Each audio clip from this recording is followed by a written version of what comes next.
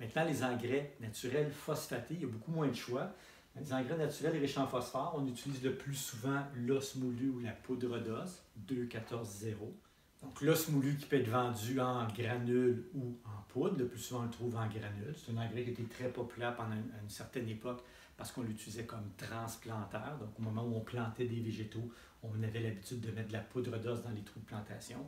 Je dis souvent la même chose, mais ça a été remplacé par la mycorhize depuis quelques années. C'est un engrais qui dure quand même longtemps, il a un effet plutôt lent, ça dure environ 2 ans. Et comme je l'ai dit tantôt, on l'utilise surtout comme un transplanteur. Donc, on l'utilise au moment de la transplantation des végétaux.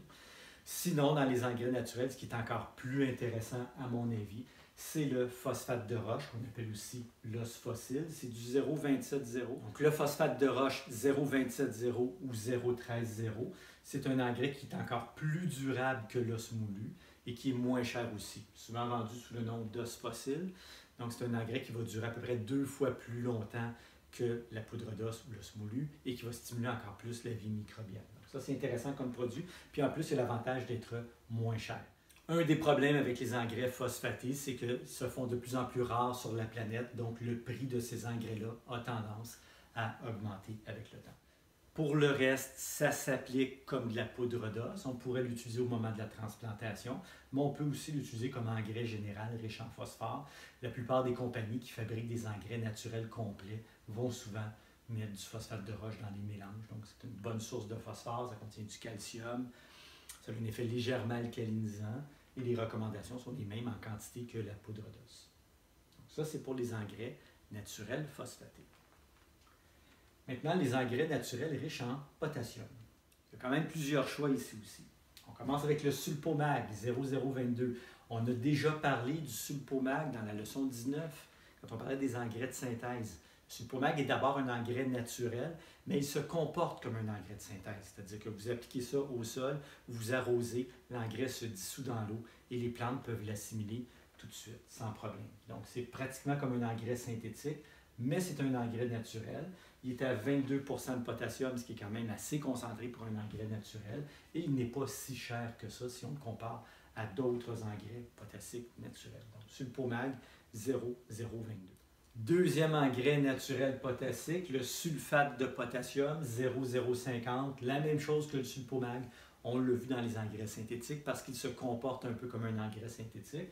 Mais encore une fois, c'est un engrais qui est très concentré en potassium, qui n'est pas très dispendieux pour la quantité de potassium qu'il contient. Donc, ça ne stimule pas beaucoup la vie microbienne. Par contre, c'est une bonne source de potassium naturel, pas trop cher. Donc, sulfate de potassium, ça aussi, c'est souvent utilisé dans les mélanges d'engrais complets naturels parce que c'est une source de potassium qui est moins dispendieuse que les autres. Évidemment, c'est un engrais qui est très concentré, donc les quantités qu'on applique sont beaucoup plus basses, normalement 1 à 2 kg par 100 mètres carrés, alors que la plupart des engrais naturels, on voit à 5 kg, même des fois 10 kg par 100 mètres carrés. Donc, il faut faire attention pour les quantités quand on travaille avec des engrais un petit peu plus concentrés comme ça. On n'est pas habitué dans les engrais naturels d'avoir des chiffres comme 50 % de concentration.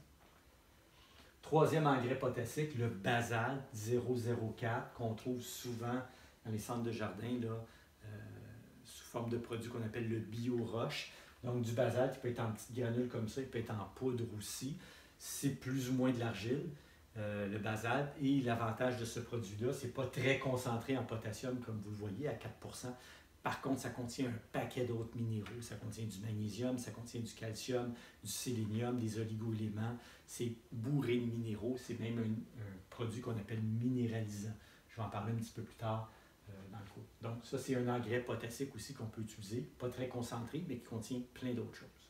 Autre point pour le basalte, étant donné que c'est de l'argile, ça va aider, ça va favoriser la rétention en eau et en éléments nutritifs quand on va l'appliquer dans les sols sableux.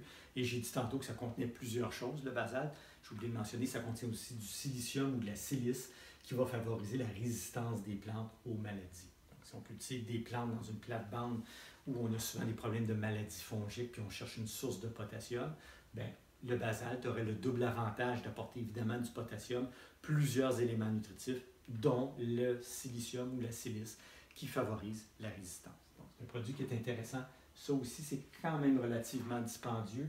Un sac de bio-roche, c'est à peu près 35 $. Donc, c'est pas donné. Le suivant, mica, pas très populaire, pas très courant comme engrais, 0,010. Ça aussi, ça vient de la matière minérale, donc ça vient des roches. Ça contient principalement du potassium, mais ça contient aussi du magnésium. Mais c'est pas très populaire, pas très courant. La cendre de bois, ce n'est pas un engrais que vous allez trouver dans les centres de jardin, évidemment, mais si vous connaissez quelqu'un ou si vous-même vous avez un foyer à l'extérieur ou à l'intérieur et que vous brûlez du bois franc, vous pourriez très bien récupérer vos cendres pour les mettre dans vos potagers, vos plates-bandes, si votre sol est acide. Je vous rappelle, la cendre, c'est un peu comme la chaux, c'est un produit alcalinisant. C'est même encore plus alcalinisant que la chaux, donc il faut faire attention aux quantités qu'on met. Mais la cendre de bois a servi à nos ancêtres, il y a quelques générations. C'était la source de potassium qui était courante, dans le fond, pour mettre dans les potagers, par exemple. Donc, les colons, à l'époque, se chauffaient au bois, récupéraient leur cendre de bois, mettaient ça dans leur potager. Ils ne savaient probablement pas trop pourquoi, mais ça favorisait la croissance des végétaux. La cendre de bois contient un paquet de minéraux. Ça contient évidemment du potassium, mais vous voyez, ça contient quand même 4 de phosphore, ce qui est intéressant. Ça ne contient pas d'azote, mais ça contient beaucoup de calcium et ça contient beaucoup d'oligo-éléments et de plusieurs minéraux. Donc, la cendre de bois, c'est un engrais potassique, c'est un produit correcteur de pH, c'est un produit qui contient une vaste gamme d'éléments nutritifs, toutes des choses qui ont l'air très intéressantes. Par contre, la cendre de bois, on ne devrait pas utiliser ça année après année si on fait un potager biologique. Premièrement, ça a tendance à faire monter beaucoup le pH, la plupart des sols ne peuvent pas en prendre tant que ça. Et l'autre raison, c'est que quand on brûle un arbre et qu'on récupère la cendre, on récupère tous les minéraux qui étaient bons dans l'arbre, mais on récupère aussi tous les minéraux qui l'étaient moins. Donc, s'il y avait des métaux lourds dans le sol, il y en a dans la plupart des sols, un petit peu de cadmium, un petit peu de plomb et tout ça, ça se retrouve dans la cendre. Et si on met toujours des grosses quantités de cendre dans notre jardin, il peut avoir à la longue une accumulation de métaux lourds. Et l'autre problème aussi avec la cendre, c'est que c'est plutôt salé. Donc, si on met beaucoup de cendre de bois dans un sol, on peut finir par créer un problème de salinité. Donc, pas cher, c'est même gratuit de la cendre de bois, contient beaucoup de minéraux, particulièrement du potassium.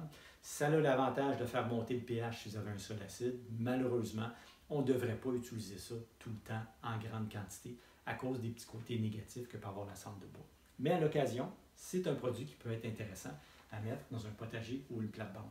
On l'utilise aussi, je fais une parenthèse rapide, comme un répulsif dans le potager. On va en parler plus tard dans le cours de végétaux comestibles.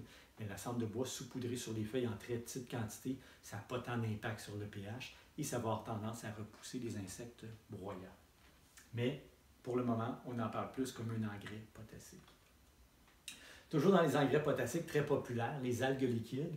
J'écris 0,27 et en passant, vous avez remarqué, là, pour la plupart, j'ai mis une petite vague à côté parce que les concentrations en éléments nutritifs varient beaucoup pour un même produit d'une compagnie à l'autre. Si j'achète des algues de la compagnie Acadie ou d'une autre compagnie, je n'aurai pas exactement les mêmes chiffres sur le contenant. Donc, vous voyez ici, j'ai dit c'est du 0,27, puis on voit ici que c'est du 0,05. Ici, on ne voit pas très bien les chiffres, ici non plus, mais j'en ai à la maison qui est du 2,27. J'en ai du 0,06 plutôt. Fait que ça dépend beaucoup d'une compagnie à l'autre, mais de façon générale, les algues, c'est riche en potassium. Caractéristiques des algues, un peu comme les émulsions de poisson tantôt, c'est un engrais qui est liquide, donc à action rapide, stimule pas tant la vie microbienne. Par contre, les algues ont beaucoup d'avantages en dehors du potassium qu'elles contiennent. Entre autres, les algues sont une très bonne source d'oligo-éléments. Et autre avantage des algues, c'est que ça contient aussi des enzymes et des hormones de croissance. Les algues, ça ne fait pas juste nourrir les plantes, ça les stimule, ça les réveille. Je vais en parler tantôt dans les produits stimulants. Donc, l'avantage des algues, c'est que si vous avez une plante qui est stressée, vous venez de transplanter un plant de tomate au potager, si vous le vaporisez aux algues, le stress de transplantation va être beaucoup diminué et la plante va reprendre des forces beaucoup plus rapidement. Donc, pour stimuler la croissance des plantes, plusieurs vont recommander d'appliquer des algues à toutes les 2 semaines sous forme de fertilisation foliaire pour donner un petit boost, pour réveiller la plante un petit peu. Donc, c'est un engrais potassique, mais ça fait plus que juste apporter du potassium. Encore une fois, comme j'ai dit pour les émulsions de poisson, c'est un produit liquide, donc on l'utilise plus à l'intérieur. On peut l'utiliser à l'extérieur à l'occasion en fertilisation foliaire, mais si on a un très grand potager, on ne commencera pas à appliquer ce produit-là en grande quantité sur un terrain qui est de grande surface, parce qu'évidemment, ça va coûter très cher, ça va être du trouble, mélanger ça avec de l'eau et tout ça. C'est beaucoup plus simple, comme je le dis toujours, dehors, de travailler avec des produits qui sont solides, qu'on épand à la volée.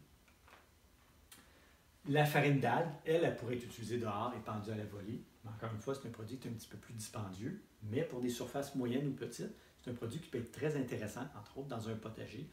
Avantage, encore une fois, ça apporte du potassium, ça apporte des oligo-éléments et un paquet d'autres éléments. Et ça a l'avantage de stimuler les plantes, donc c'est un plus. C'est pas mal ça pour les engrais naturels potassiques. Donc on a vu les azotés. Les phosphatés, il n'y en avait pas beaucoup. Il y avait la poudre d'os et le phosphate de roche. Et dans les potassiques, on en a vu quelques-uns.